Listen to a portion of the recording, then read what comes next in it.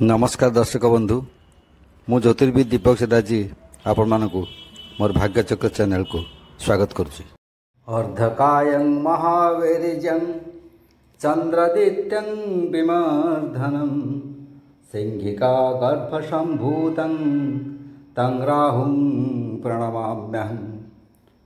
ओम ऐं ह्रीं राहवे नमः। राहु छायाग्रह राहुंकर गोचर भ्रमण होइछि 18 तारिख मे रे मीन राशि कुंभ राशि को वक्र गति। प्रकृति में कह गले राहुंकर कौन गति नहीं। राहु एक फिक्स्ड पॉइंट गोटे काल्पनिक बिंदुर नाम हूँ राहु, जो पृथ्वीर गतिपथ एवं चंद्रर गतिपथ। पृथ्वी चारिपटे चंद्र अहर घुरुची एवं पृथ्वी सूर्य चारिपटे घुरुचंती अहर। तेणु पृथ्वीर गतिपथ एवं चंद्रर गतिपथ जिते परस्पर को छेद करती से छेदबिंदुर नाम राहु एवं अन्य दिगरे आउ थे छेद कर तार अपोजिट्रे से छेदबिंदुर नाम केतु। तो एक इंग्लीश से नोट्स कह जाए एवं छायाग्रह कह जाए, कारण ये जो समान स्थिति ग्रह मान रुहति से गोटे छाया सृष्टि हुए। पृथ्वी रहीगले मझे पृथ्वीर छाया पड़े जिते सूर्य उपर पड़े से पराग कही। सेमती चंद्र समान अवस्था होता है। मझे जो पृथ्वी रही जाए चंद्र उपर छाया पड़े से ग्रहण बोली कही। तेणु से छाया सृष्टि हो छायाग्रह बोली कह जाए। से जहाँ भी हो ये जो पॉइंट है, ये जो बिंदु है, यार कौ राशि ठारू केते डिफरेन्स रही तार फलाफल रही। तेणु गोचर भ्रमण समय ये जो राहु केतु अच्छा से शुभाशुभ फल रही। क्यों राशि ठारू क्यों क्यों अवस्थान रहिले से शुभ फल दिखती अशुभ फल दिखती होता है और ता फलवती होता है। तेरे राहु प्रायतः शनिपथ हो शनि भली प्रायतः फलदान करते। से परिप्रेक्षी कह गले राहु जो आम कुंभ राशि को आसीगले से कुंभ राशि के आसला कौन है ना से राहु जो अवस्थान कले जो राशि ठारू से तृतीय राशि अवस्थान कले सेठी और जो राशि ठारू षष्ठ राशि अवस्थान कले और जो राशि ठारू दशम राशि अवस्थान कले और जो राशि ठारू एकादश राशि अवस्थान कले से सब राशि प्रति शुभ फल निश्चित अन्य राशि प्रति अशुभत्व और यही राशि प्रति शुभत्व। तेणु धनु प्रति देखा गले राहु तृतीय अवस्थान रे, कन्या राशि प्रति राहु षष्ठ अवस्थान रे, वृष राशि प्रति दशम अवस्थान रे और मेष राशि प्रति एकादश अवस्थान रे। यही भाव 4 गोटी राशि जो रहा एक प्रति शुभ फल राहु प्रदान करेंगे। तेबे यही परिप्रेक्षी वृष राशि कथा देखिले वृष राशि राहु दशम स्थान रोथु वृष राशि प्रति दशम स्थान राहुंकर अवस्थान होते शुभ फल प्रदान करेंगे।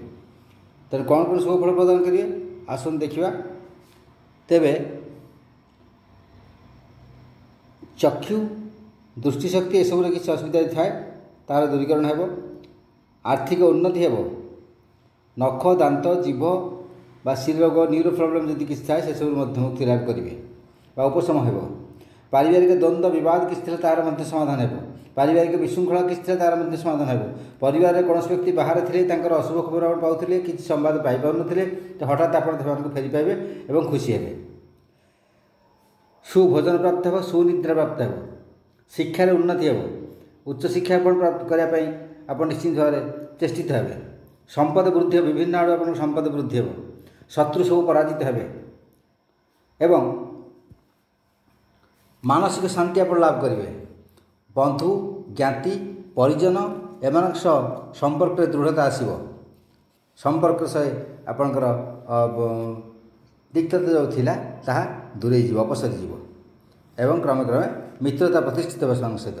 माता स्वास्थ्य उन्नति घटे। यदि पूर्व किसी माता शारीरिक अस्वस्थ देखा दी था समय उन्नति घटो। कर्तव्यबोध आप वृद्धि हो, भू संपत्ति लाभ हो, गृह निर्माण करेंगे, पारिवारिक सुख प्राप्त करेंगे, आनंद प्राप्ति करेंगे, पैतृक संपत्ति क्षेत्र में किसी आप लाभ प्राप्त करेंगे। यदि पैतृक संपत्ति क्षेत्र में किसी विवाद विशृंखला था तार समाधान हो। कांध बेक एवं स्त्री लोक मान स्तन एवं हृदय रोग यू संबंध में आप उपशम लाभ करेंगे। भणजा और पुतुरा एम सहित आपंकर संपर्क घनिष्ठ हो। मधुरता आसो यदि किसी असुविधा थाए तेज मधुरता आसो से बाहर था से शारीरिक असुस्थता किसी थाए तार सुस्थता है और बाहर था भल खबर आप पाइबे। गुप्त संपद किसी प्राप्त होवार देखा जाए और भूतलू किसी लाभ प्राप्त हो भूमि आप किसी लाभ प्राप्त हो भूमि क्रय करी हो भूमि क्रय विक्रय जनित व्यवसाय करी हो गृह निर्माण करी आप लाभवान हो पारे। यह रही छड़ा आम देखा शत्रु जो कथा कहली शत्रु पराजित हेबे एवं दुर्बलता आप चलीज जदि कौन जगह जंत्रणा थाए आपन से बुझीपार न था बहुत दूर आप ट्रिटमेंट होता यही समय आपंकर चलीज सरो दुख दुखर मुक्ति लाभ करेंगे।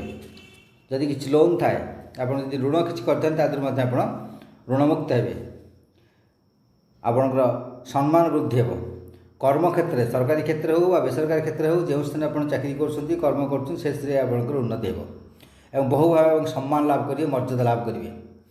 क्षत सब पूरण हो आपंकर मानसिक क्षत हो शारीरिक क्षत हो जेकोसी क्षत हो क्षत सब पूरण हो एवं आपन जो सर्भांट अच्छा आप जो भृत्य मान अच्छा आप जो कर्मचारी अच्छा आप जो सहकर्मी अच्छी सहित जो असुविधा किसी थी बे से संबंध मनोमालिन्य किसी तार समाधान हो।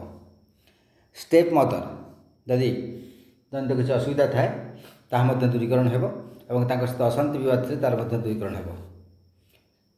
जदि आपंकर दंड किसी हो राजदंड किसी हो राजदंड आप समय मुक्ति लाभ करेंगे।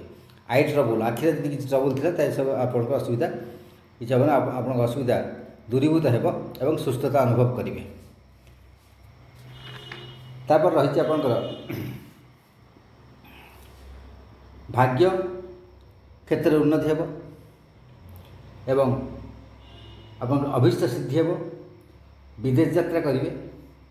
उच्च शिक्षा आप लाभ हो उच्च शिक्षा गवेषणा क्षेत्र में आप बहुत दिन चेष्टित थे एवं से क्षेत्र में आप उपकृत हेबे एवं आशातीत भाव फल लाभ करेंगे। जमी कार्य आप करेंगे ताठू अधिक आप फल आशा करपारती एवं नेतृत्व ने विभिन्न स्थान आप नेतृत्व ने आप लोक डाक नेतृत्व देवे आप बुझाबुझी करूँ हठात हठात राहु सब आकस्मिक कार्य और रहस्यमय ग्रह राहु बहु रहस्यजनक भाव आप चलीजे नेतृत्व नहीं जाए और उद्यम करेंगे। राजनीति क्षेत्र में हठात आप प्रचार प्रसार हो प्रचार प्रसार बढ़ीज आप प्रशंसा करेंगे लोक राजनीति क्षेत्र में प्रतिष्ठा लाभ करेंगे कौन पद पदवी हासिल करेंगे। ये परिस्थिति हठात हठात आसीज राहुंर सब हठात हठात कार्य होता है एवं आकस्मिक भाव राहु जहाँ प्रति शुभंकर होता गोचर में बहुत शुभ फल प्रदान करते हैं। जातकते स्थिति जमी थी राहु आप खराब थी भल थी तार तो निश्चय फल आप निश्चय पाइबे। से पीरियड सब पीरियड राहु केतु एम जो दशा अंतरदशा प्रत्यंत दशा समय अशुभ स्थान थे अशुभ फल पाइबे शुभ फल था शुभ फल पाइबे किंतु गोचर फलटा भिन्न गोचर फलटा चंद्र राशि देखा जाए आपन जो घरे जार जो घरे चंद्र थाए आम राशि बोली कही था एशिया में भारत में कि सब जगह नुहे जहाँ हो आप राहु वृष राशि दशम अवस्था थे निश्चित भाव सब शुभ फल प्राप्त हम वृष राशि को निश्चित भाव आप शुभ फल पाइबे। राहु एमती ग्रह जे कि हठात हठात किसी शुभ फल देते हैं आप आशा करते निश्चित भाव शुभ फल आपको देवे। तेरे वृष राशि व्यक्ति मान प्रति राहु शुभ फल निश्चित भाव प्राप्त हो। नमस्कार।